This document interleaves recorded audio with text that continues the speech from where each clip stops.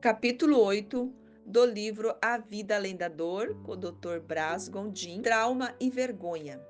A vergonha, isso passa quando a vida é longa.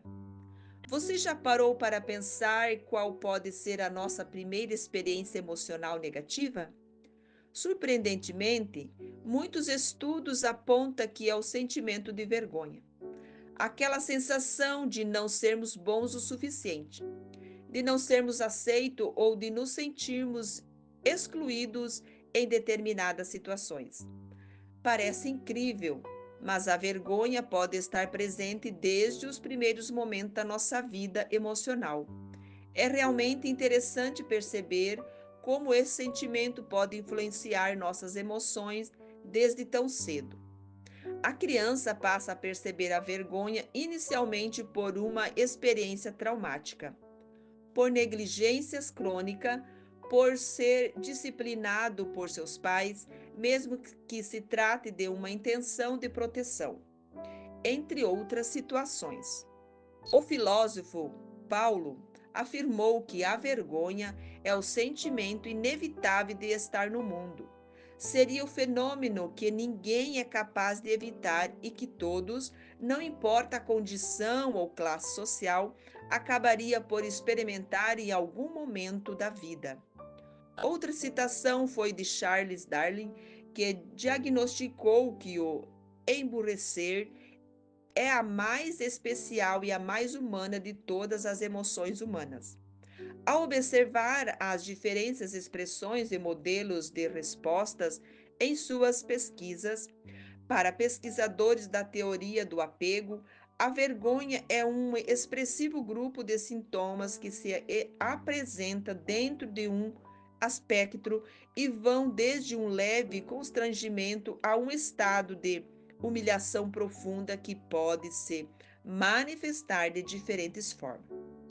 Por exemplo, sentir-se mal consigo mesmo, perdedor, tolo, culpado, ferido e deixado de lado ou de fora, vulnerável e exposto, indigno, inseguro, com baixa autoestima, todos esses exemplos podem se manifestar de forma e comprometimento funcional leve ou intensa, gerando um estado de autoprivação, sendo relatado de forma extremamente dolorosa. A vergonha apresenta-se como um agente de influência constante no comportamento das decisões e nos modelos de relacionamentos. Ela conecta conflitos, fenômenos como aborrecimento, raiva e indignação. Muitas pessoas apresentarão explosões de ira e agressividade como modelo de resposta para a vergonha. No futuro, a vergonha torna-se um elemento central no trauma e em todo o processo sintomático, além de fazer com que o indivíduo se sinta inadequado, indesejado, desamparado e rejeitado, e vivencia a vivência da vergonha se mistura com outros sentimentos semelhantes, a culpa.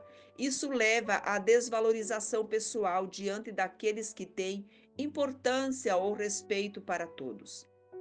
Quando não desenvolvemos uma noção saudável de como as pessoas nos julgam, nossa identidade pessoal fica comprometida e não conseguimos construir uma autoimagem positiva. Seria como se estivéssemos sempre procurando uma comparação em uma busca constante dessa melhor versão. Afinal, de onde viria essa inadequação? Podemos refletir um pouco sobre isso. É interessante observar que o fenômeno da vergonha não é exclusivo dos seres humanos. Muitos mamíferos vivenciam essa experiência emocional. A maioria vive em grupos e, e nesses ambientes de interação entre esses animais existem modelos de reação, sendo a vergonha um deles. Esse modelo de resposta serve para manter a hierarquia entre os integrantes do grupo, onde os mais fracos acabam submetendo-se aos mais fortes. Porque, como imagina em sua alma, assim ele é. Ele te diz: come e bebe, mas o seu coração está contigo. Provérbios 23:7. Quando temos pensamentos negativos sobre nós mesmos e ficamos presos em pensamentos que nos fazem mal, o trauma torna-se uma força poderosa que afeta nossas emoções. A vergonha é uma ferramenta que piora a sensação da angústia e a torna mais real. É como se fosse uma mentira criada para esconder nosso verdadeiro potencial e nos fazer acreditar que a opinião das outras nos aprisiona. Em resumo, é como se fosse uma armadilha emocional que nos prejudica. Ponto interessante é que a vergonha tem relação neurológica com outras experiências humanas. O nojo, essa sensação tem várias finalidades, como identificar alimentos que fazem mal à nossa saúde e observar o que pode causar contaminações e outros sérios problemas. O nojo é quase um reflexo instantâneo, e isso nos ajudou ao longo da nossa história como uma ferramenta de sobrevivência. Passamos a identificar os melhores alimentos e elementos, situações e estímulos que provoquem essa experiência, gerando inclusive ânsia, vômito, na tentativa de expulsar algo ruim do nosso corpo. Lembro-me do início da minha carreira como médico, trabalhando em um serviço de pronto atendimento em uma importante rodovia na capital do estado de São Paulo. Certo dia, precisamos transferir um paciente para um hospital maior com mais recursos para atendê-lo. Durante o trajeto da ambulância, o paciente passou mal e vomitou dentro do veículo. Apesar de estar acostumado com essas situações, naquele momento eu estava há várias horas sem comer, com o estômago embrulhado por causa do jejum e do balanço do veículo. Diante daquela situação, não consegui me controlar e tive que pegar um saquinho do material da enfermagem para vomitar também. O mal-estar foi tão intenso que não pude evitar. Naquele momento fiquei muito constrangido e envergonhado, chegando a questionar se deveria estar ali. O desconforto e a culpa me fizeram sentir raiva de mim mesmo por um instante. Felizmente, contei com uma equipe de enfermagem experiente que agiu rapidamente para me ajudar e a viagem até ao hospital, transferindo o paciente, continuou sem interrupção. Quando sentimos nojo de algo, guardamos as informações que se relacionam com ele. Algumas pessoas sentem enorme dificuldade de permanecer confortáveis diante de uma possível contaminação. Ocorre um sinal de alerta que algo está errado com aquilo. O nojo vai agir no cérebro nas mesmas regiões que se relaciona com a vergonha.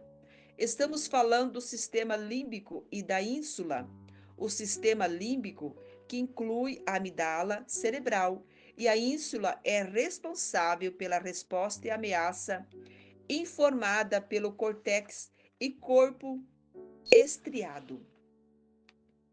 Essas estruturas atuam no processo das emoções negativas, memória, aprendizado e reconhecimento de expressões de outras pessoas.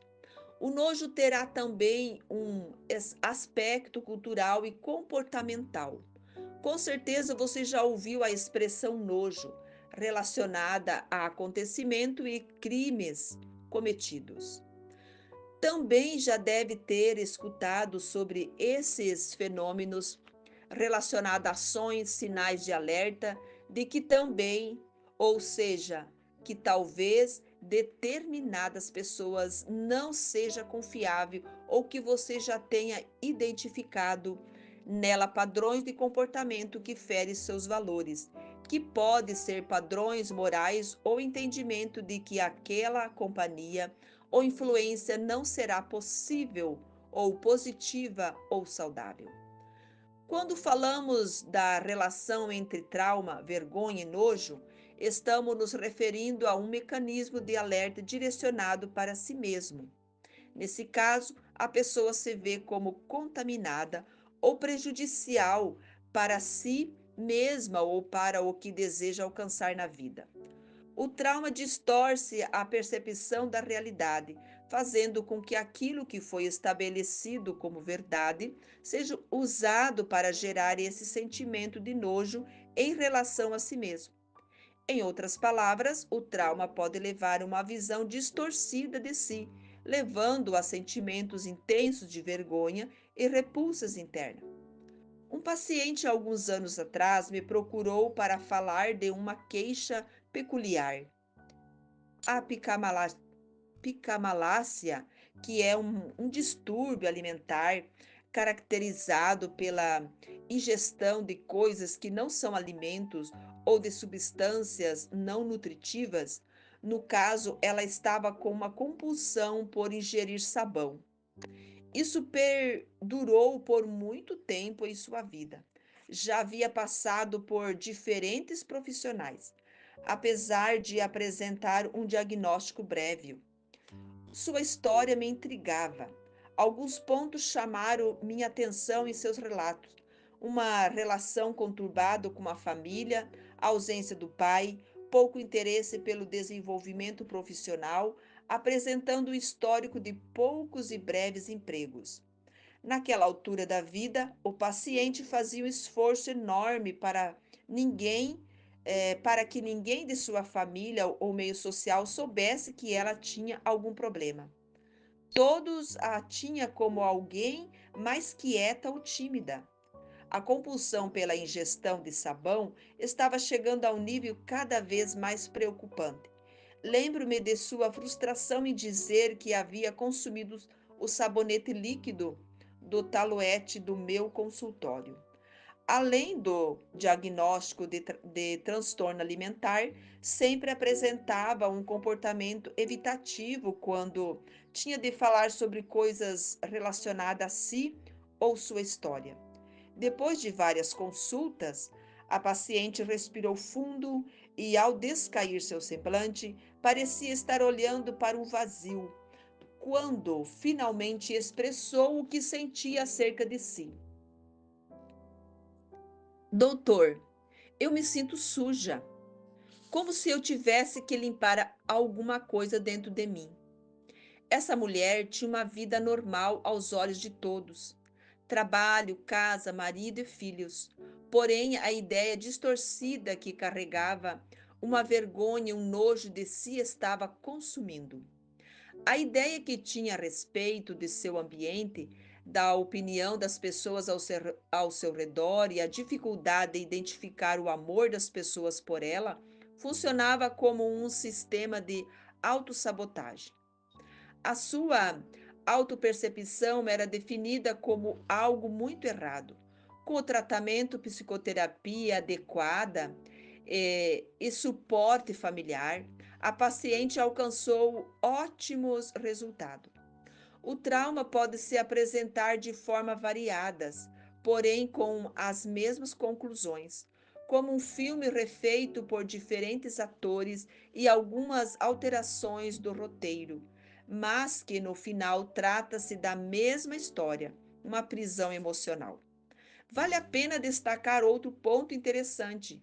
Karl Braun, um psicanalista alemão e discípulo de Freud, acreditava que pessoas com padrão de mania, um sintoma presente em transtorno de humor bipolar, pode refletir a incapacidade de lidar com bloqueio significativo ou tragédias em seu desenvolvimento. Seria como se houvesse uma figura tirânica e repressora que constantemente oprimisse a expressão espontânea de nosso estado atual, censurando-nos como aprendizes na jornada da vida.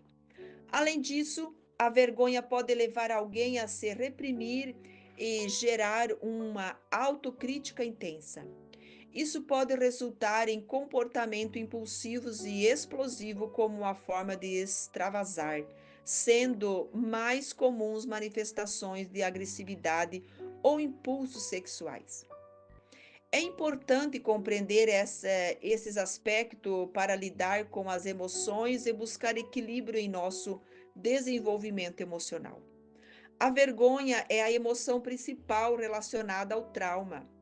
Quando internalizada, se ligará a todas as outras emoções, tornando-se em viés autointerpretativo e analítico. A vergonha está presente quando sentimos que amizades ou relacionamentos são demais para nós, como se não houvesse níveis socioeconômico, capacidade ou mesmo virtude para estar no meio de determinados grupos. É a vergonha que se conecta com nossas percepções pessoais e agrupa todas as nossas opiniões negativas sobre nós mesmos em um único ponto. Por causa desse sentimento e que muitas vezes conclusões de forma fatalista e derrotista quando alguma esfera da sua vida fracassa. Deixe-me contar outra história. É de uma jovem de muito sucesso saudável, com excelente cargo em banco de importante no país e com um ótimo salário. Além de ser uma bela moça, era também muito bem relacionada, tinha muitos amigos e boa vida social. Com frequência realizava viagens incríveis ao redor do mundo, praticava esporte regularmente e tinha uma alimentação saudável. Além disso, tinha um relacionamento equilibrado e sadio com seus pais. Quando procurou ajuda profissional, todos esses pontos de sua vida estavam ativos em seus planos pessoais, seguia de forma especial. Apesar de todos esses atributos, prestavam sintoma de ansiedade, inquietação, angústia, episódios de choro recorrentes e uma baixíssima autoestima. Tinha um histórico de relacionamento arriscado e seus últimos namorados apresentavam um padrão bem semelhante de comportamento. Além de sedutores, aproveitava-se do seu padrão financeiro, mas o que despertou minha curiosidade foi exatamente a relação que essa mulher trazia como justificativa de seus problemas. Tenho medo de envelhecer sozinha. Tenho medo de que as pessoas vão dizer se eu não me casar. Apesar de todos os fatores positivos mencionados, quando não havia algo acontecendo em sua vida afetiva, ou seja, se não estivesse vivendo um relacionamento minimamente estável. Um enorme conflito pessoal vinha à tona, um ruído constante de fracasso, frustração e ideia de ser uma pessoa desinteressante e a não ser capaz de ser feliz, além de não se envolver de forma precavida com novas pessoas. Infelizmente, na ocasião, a moça parecia não ser capaz de atribuir valor ou celebrar de nenhuma de suas conquistas.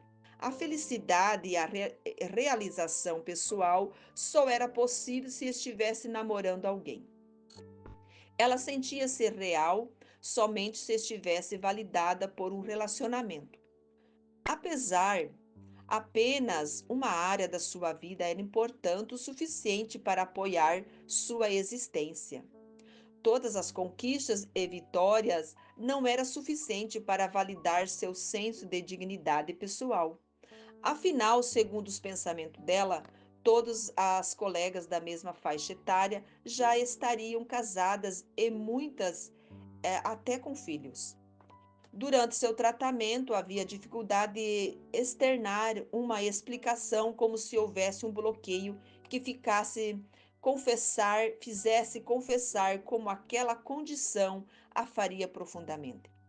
Ela não apresentava uma resposta adequada à abordagem terapêutica. Coincidentemente, ao entrar em um novo relacionamento, ela apresentou uma melhora importante dos sintomas. Sua alimentação melhorou, assim como o empenho em suas demais atividades.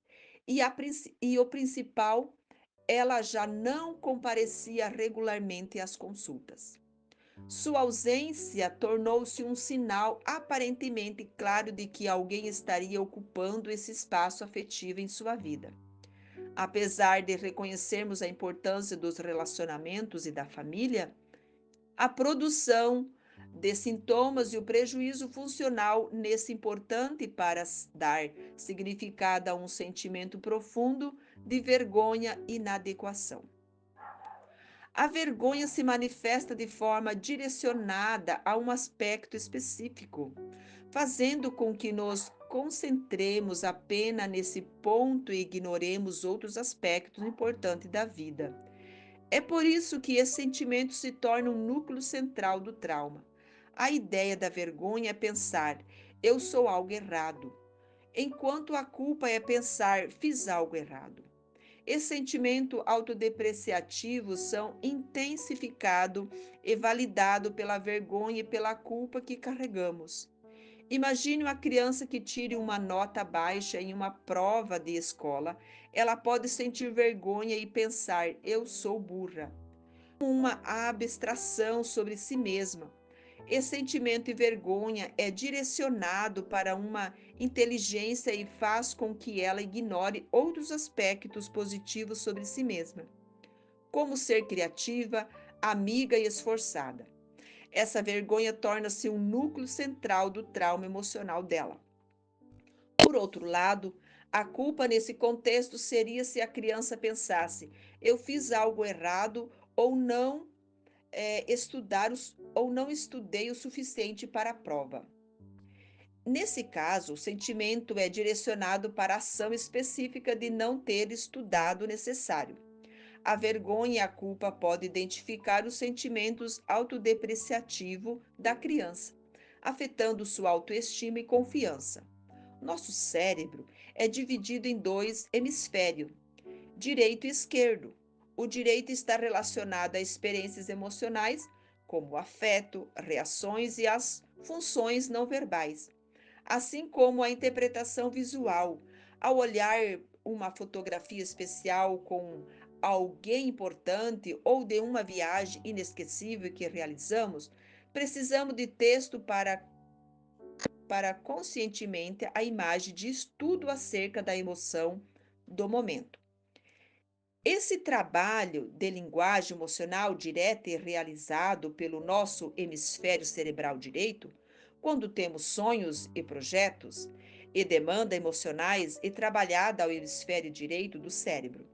Já o hemisfério esquerdo é racional, analítico, responsável pelo julgamento de situações relacionado à fala e controle, e também pela compreensão do que sentimos. E no hemisfério esquerdo, que construímos melhor nosso raciocínio e onde organizamos as consequências dos acontecimentos criando narrativas. Quando sonhamos em realizar algo e nos imaginamos vivendo esse sonho, isso ocorre no hemisfério direito. Pela ação do hemisfério esquerdo, colocamos os pés no chão e vamos avaliar quais são as ações necessárias para esse sonho se tornar realidade. Note que há um caminho nos circuitos percorrido do lado direito para o esquerdo. O direito sonha e o esquerdo realiza. Quando há vergonha entre ação, há uma interrupção abrupta desse fluxo, rompendo a ponte que está entre o sonhar e o realizar. É a vergonha que comanda a crença de que o sonho é impossível. Quando há um trauma, uma das respostas que apresentamos para nos adaptar e responder a esse estado é um quadro dissociativo. Seria como se nossa mente e nossa percepção fosse para o outro lugar.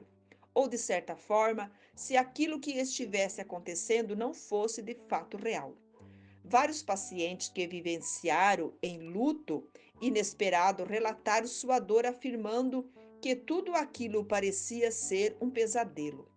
Tinha a sensação de que aquilo que não era real e de que a algum momento a realidade voltaria ou acordaria daquela situação terrível. A vergonha se manifesta agindo de forma que ocorra uma negação da realidade pela dor incompreensiva da inadequação. Há uma quebra de veículo de confiança, Passamos a questionar novos próprios senso de necessidade, assim como nossas prioridades. Questionamento como julgamento pessoal, nossos sentimentos, e temos dificuldade de acreditar em nossas próprias percepções. Já pude observar vários casos em que pessoas, ao serem agredidas por seus cônjuges, apresentavam grande dificuldade de trazer uma análise da realidade da situação. Mesmo sendo recorrente às agressões desse modelo de relação, havia uma enorme dificuldade em entender aquilo como um problema real. A justificativa comum era: ele ou ela não é assim. Não queria bater, estava nervoso, nervosa. Na minha infância, eu assistia ao programa diário da televisão Escolinha do Professor Raimundo, no qual o grande humorista brasileiro Chico Anísio contracenava com diversos personagens engraçados. Uma dessas personagens era a Dona Santina, que contava suas histórias de forma divertida, mas que na verdade escondiam a realidade triste de violência doméstica. Enquanto ela falava sobre as agressões do marido, todos assistiam de forma desconfortável, sem saber como reagir. Por mais que tentasse alertá-la sobre os abusos, ela sempre justificava tudo dizendo que gostava do que acontecia. Era uma maneira folclórica e musical de lidar com os problemas sérios. Ao final de sua participação, ela olhava para a câmera e dizia seu bordão. Sabe o que é, professor? É que eu gosto, Chu, cantando e dançando com uma melodia sertaneja. A negação da realidade pode surgir nas nossas reações, ou seja, nas nossas relações, quando a vergonha influencia a forma como vemos a nós mesmos. É importante entender que essa sensação tende a gerar uma narrativa distorcida. A vergonha pode se enraizar dentro de nós, criando uma perspectiva enganosa que busca convencer-nos de uma aparente verdade. Tudo isso acontece de forma inconsciente com o objetivo de justificar comportamento e atitude que desejamos manter em nossa história pessoal. Na prática, isso significa que, em certos momentos, podemos evitar enfrentar certas situações ou negar a realidade para proteger nossa autoimagem e evitar sentir a vergonha de nossas ações passadas. Porém, essa proteção pode nos afastar do crescimento pessoal e da construção de relações mais autênticas. É o caso da personagem Dona Santina. O autor Stephen Macklin diagnostica a vergonha de forma clínica.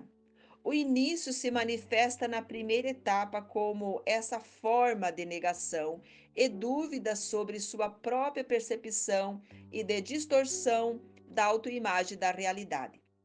Ele ou ela me ama. Mesmo diante de todos os danos físicos ou emocionais, há uma enorme dificuldade em reconhecer as próprias necessidades, ocasionando modelos de relacionamento desproporcionais, como se apenas uma das partes fosse importante. Apenas uma opinião é ouvida.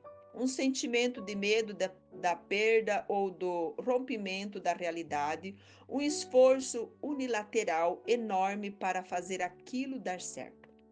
Após um período confuso e cheio de dúvida, entra em cena a segunda fase do ciclo da vergonha, a submissão. A pessoa passa a ter uma visão deturbada de si mesmo. Nesse momento, há um reconhecimento pessoal dos sentimentos de inadequação e erros em sua história. O indivíduo começa a aceitar as afirmações negativas como maldições e calúnias e internaliza essas palavras buscando a aprovação dos outros. Essa autoimagem distorcida gera uma sensação de indignidade inata, uma crença de que suas afirmações negativas feita por outros sobre si são verdadeiras. É como se a pessoa se convencesse de que essas palavras definem quem ela é. É na segunda parte, na submissão, que se entende que a construção do indivíduo se dá ao subjugar-se a alguém em troca de inclusão. Lembra-se do que foi dito anteriormente sobre como a vergonha agia submetendo animais dentro do bando em posições inferiores de hierarquia? Aqui há um empreendimento emocional catastrófico. A pessoa passa a aceitar as feridas como um tipo de lucro ou aprendizado. Passa a parte da submissão. Macklin fala da terceira parte do ciclo, a chamada introjeção da vergonha. Depois de a mentira ser internalizada e estabelecida, o indivíduo passa a entender a necessidade de vivenciar experiências negativas. Acredita-se na validação dessas experiências, na qual a ferida é um sinal de proteção. Assim, acontecer algo ruim ou perder é necessário para ganhar ou agradar alguém. Essa etapa, a pessoa passa a ver a importância de ter experiência negativa, acreditando que elas a protegem, como se precisasse de algo ruim para contar como testemunho pessoal. Pode acabar aceitando as feridas como uma forma de aprendizado, transformando o negativo em algo positivo. Ferir-se como proteger e perder, e como ganhar ou agradar alguém. Por último, o escritor fala da projeção da vergonha, um estágio final desse ciclo. O modelo de comportamento passa a ser produzido, agredir outra pessoa passa a ser necessário para superar a própria negação, assumindo-se assim uma forma de identificação com o aspecto negativo que o envergonhou. O abuso vira o abusador, passando a humilhar pessoas mais fracas. O objetivo é manifestar semelhança com o símbolo de referência distorcido. Conheci uma jovem que enfrentou o fim doloroso de um relacionamento. Ao internalizar a vergonha e acreditar que precisava de experiência negativa para se sentir valorizada, ela passou a ver o término como uma forma de crescimento pessoal. Essa moça começou a enxergar a dor emocional como algo necessário, como um testemunho triste e autodepreciativo. Para ela, a ferida causada pelo rompimento tornou-se uma espécie de proteção contra futuras desilusões amorosas. O objetivo passou a ser evitar aproximações. Parecia que sua vida emocional estaria para sempre falida.